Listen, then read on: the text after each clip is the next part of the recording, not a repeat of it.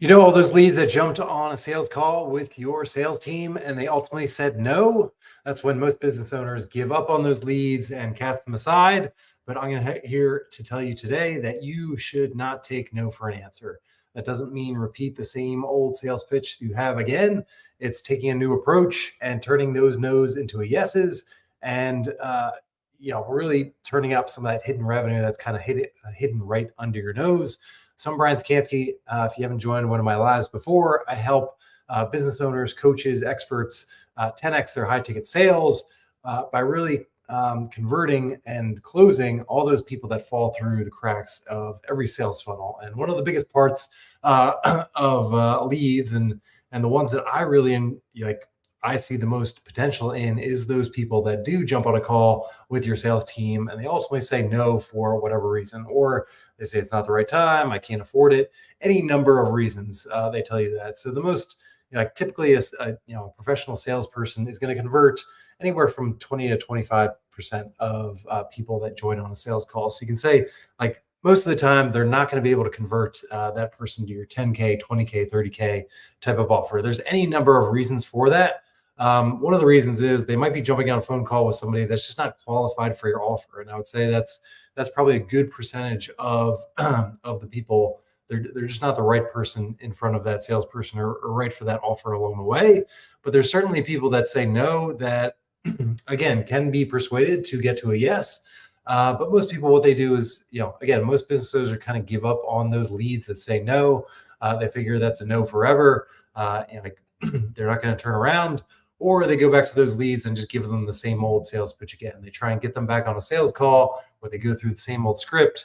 And most of the time, they probably can't get them back on a sales call because they already know what's coming, or they just give the same old sales pitch that leads to the same results along the way. So again, there's any number of reasons why if somebody says no on a sales call. It might be just the salesperson that they're talking to. And again, having a more empathetic approach, kind of like mine, might make a difference. But it might be just the wrong hook, in the way they present the offer. And lining that up with and really personalizing it. Maybe they're talking about the features and the benefits of the program, but not really talking about those end outcomes that your prospects want the most, really talking about that return on investment. Super important, especially when you're talking about 10K, 20K, 30K type of offers. People are putting down a good chunk of money. They want to know what that return on investment looks like. They want to, kind of picture in their mind what that outcome is going to look like, and why they can't get that outcome with any other coach or expert or any kind of those things. So you can see on a 30-minute or 45-minute sales call, there is, again, with each salesperson, it might be just the difference between interacting with a different salesperson who sees something differently, qualifies that person a little bit better, doesn't get into the features and the benefits of the offer, but really personalize it to that person. Talks about the outcome that they want the most, and then handles some of those objections. So again, it could be just one objection that they have that is leaving them from getting over the top. And again, these are things that I talk about on a weekly basis. Every week I go through kind of objection videos. So like this week, I'll be talking about, I can't afford it, or it's too expensive, those kind of things. So I'll cover that in the next few days. I've covered in the past, one of the number one objection I kind of see in the high ticket world is, will this work for my unique situation? So again, people come in and say hey, I'm a special snowflake. I've got these special problems. You haven't dealt with anybody like me before. So it might be the difference between a salesperson, being able to answer that question with the right testimonial, with your story, maybe the story around the coach or the expert, to give them some level of confidence. It could be any number of things. But what you should do, and this is what I deal with on a daily basis, is I want to work with those coaches and experts that have a lot of those people that said no on a sales call, because I know it's hidden revenue. It's a high potential to change that no from no to yes, because those are highly engaged leads. They showed up for a sales call. They were motivated at some point. There was something as part of that offer or that pitch that got them in there. They saw the opportunity. There was just something that they couldn't close the gap on the other side. So how I do it a little bit differently is I don't ask people to get on a sales call. I just engage with them via email or SMS or even direct message if they're on a Facebook group or things like that. And I don't do that same old pitch. I kind of take I'll take a look at your pitch and see what you have out there, but I'll take a different slice of that. I'll try and personalize it a little bit more to that person, and maybe just taking a different offer angle or coming at them with a different opportunity is enough to catch their attention again. And again, once I can catch their attention, I'm not asking them to jump on a sales call. I'm just asking them to engage with me. Again, most of the time it's on email, respond to this email, and I go back and forth in the same way that you would on a sales call. I qualify that person, kind of really dig into their story. And that's really, again, for that person that might have jumped on a sales call. Maybe your salesperson just didn't spend enough time getting to know that person. Really, what was their key motivations? What are they really struggling with? What have they tried before? And kind of describing the two essentials that I talked about in a previous video, like, hey, what's missing from what you're doing right now that is not getting you to the result that's out there, and what's different about the offer that we have here. So it could be those two essentials that your salesperson wasn't able to clearly articulate. But again, as I go through my qualifying process, I don't have that ticking time clock of like, okay, our sales call is up at the end of 45 minutes. We got to go and get your yes, no answer. The good part is, like, I respond back when it makes sense for me.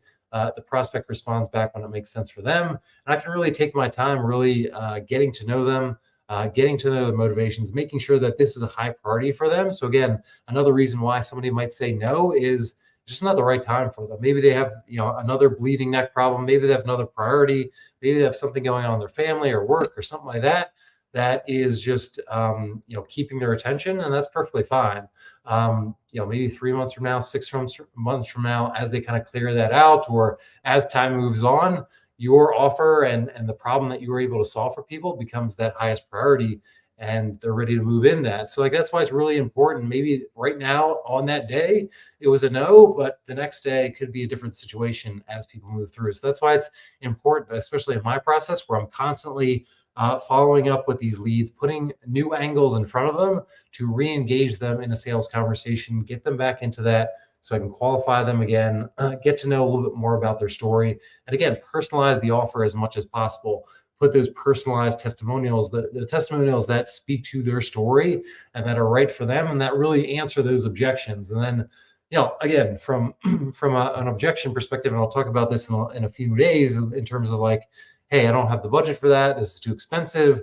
I'm able to bring that back to like, okay, like, what's the cost of not handling this problem? Like, you might have a current plan right now that is not solving that. Like, what are all the costs that are building up if you don't solve this problem right now? And I'm able to, again, slow down that conversation and not jump on a sales call, but do that and kind of put it in perspective of like, hey, everybody understands 10, 20, 30K, is a good chunk of change for anybody, regardless of what their income or wealth status is or whatever it is. It's all due to, for the salesperson, really the role is to kind of put it in perspective for them. Like, what's this going to cost if you don't solve this problem right now? But also, if you're able to achieve the outcome and opportunity that you want to faster, easier, and quicker than you ever thought possible, what is that going to do for you as well? Like, is that going to help you build wealth? Is that going to open up doors that you never knew existed?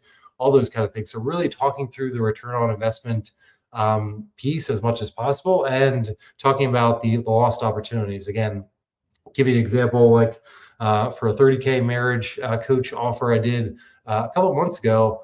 One of the things I put into perspective, again, it was a 30K offer for a 2-day coaching intensive.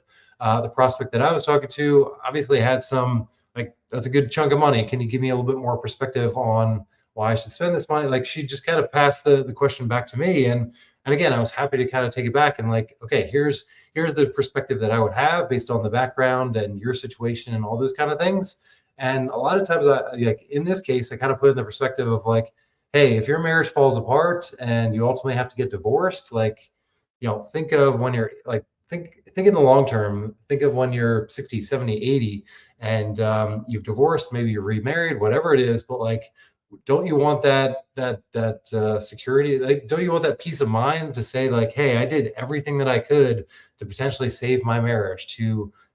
She loved her husband. She wanted to do everything she could to save this marriage, and being able to have this coach come out to them and speak to both of them and kind of give her insights into what was really going on.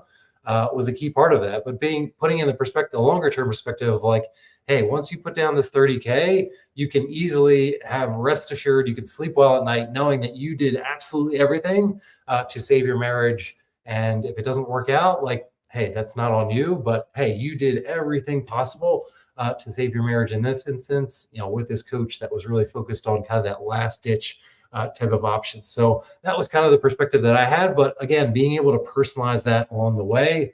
Again, I don't have the time pressure of a 30-minute or 45-minute call to be able, I could really take my time and understand where they're coming from and be able to respond back when it makes most sense. So I have that ability to kind of sit down and put some more thought into it, to be able to personalize it, to really take down some of those testimonials that might speak to them, or parts of the coaches or the expert story, and really tailor it to them. And then when they do have objections, when they do have questions, again, I can really tailor it and personalize that to them. And the same thing with the offer. When I present the offer to them, in my case, on a Google landing page or Google Doc, I'm personalizing to them what the outcomes that they want the most. I'm using the language that they use in terms of words and phrases to echo that back to them as much as possible. So again, like, as much as like all the partners that I work with, I want a large percentage of the leads and low ticket buyers that they have to be people that jumped on a sales call. Like, that's what I want. I want more people that jumped on a sales call with your sales team and said no, because those are people that's the low hanging fruit for me, to turn those people into your high ticket customers. I do it for you on your behalf. I take on all the upfront risk. And really the only job for you is to fulfill on whatever program you have from a coaching perspective along the way. But obviously there's other parts where people are falling off. There's people that don't book a sales call. There's people that don't watch your webinar. Maybe they buy a low ticket product and they don't have that move up conversation. They don't book that sales call for whatever reason along the way. So all those kind of different elements are potentials for me, low hanging fruit for me. It could be those low ticket, it could be something that opted in for free, or any number of things. Maybe you had a low ticket workshop and nobody engaged with you at a high ticket perspective, but I'm putting that offer in front of them. I'm being more proactive instead of waiting for them to book a call. I'm being more proactive and putting the offer right in front of them, that new opportunity to catch their attention, and then engaging them in a way that, again, doesn't ask for their time, doesn't ask for them to jump on a sales call. And it leads to a lot more responses. It leads to a lot more sales conversations, and ultimately a lot more people enrolled into your program. So like, that's how I can kind of fulfill on that promise of 10xing your high ticket program, even if it's a 50K or 30K or 20K type of program, because I'm having a lot more conversations than your sales team could have on a daily basis, weekly basis, monthly basis along the way. And I can feed all that information back to you to help increase your front end and your ads, your landing pages, your sales pages along the way, and giving you the exact words and phrases that your prospects and high ticket, low ticket buyers are talking about right now. So hope that was helpful. Again, if your sales team is engaging with leads and they're hearing no, no, no, don't give up on those prospects whatsoever. That's kind of hidden, that's a pot of gold really sitting there for you, whether it's with my process or just re-engaging them and trying to get them back on a sales call. I would always encourage you not to give up on those leads, because again, I've seen it with experience. I've seen it with other teams outside of my process, where again, those leads are still ripe for the picking there. You can convert somebody that said no one day, and the next week they are going to say yes, but it's up to you to continue that follow-up, to put a different offer angle in front of them, to talk about a new opportunity, kind of put a different spin on what they had there. And again, in my process, I can offer an alternative to just jumping on a sales call in that way. So very complementary to what you're doing potentially with your sales team. So if that was helpful, hit that like on whatever platform you're watching on, hit that subscribe button on YouTube and that notification bell, and I'll see you on a future live.